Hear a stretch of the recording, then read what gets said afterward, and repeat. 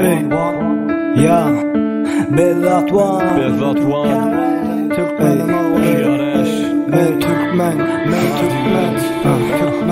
ya, Biz Türkmen oğlu.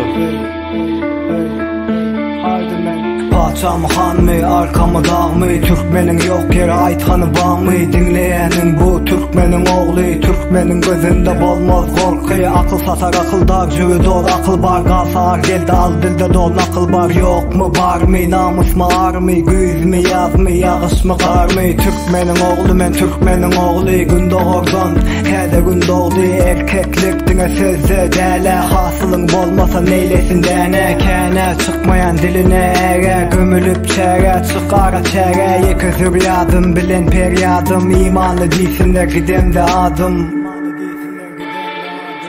Gün doğurdun tezi gün doğdu.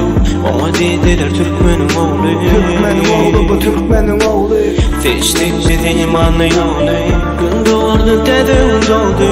Ama dediler Türkmenin oğlu. Türkmenin oğlu bu Türkmenin oğlu. Seçtik biz imanlı yolu.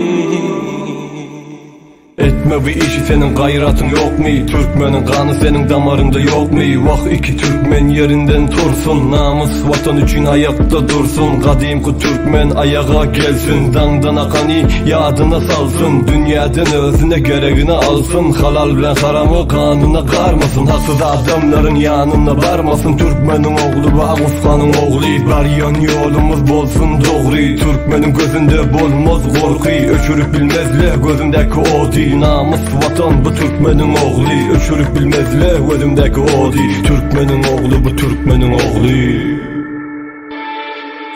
Gün doğurdun tezi gün doğdu.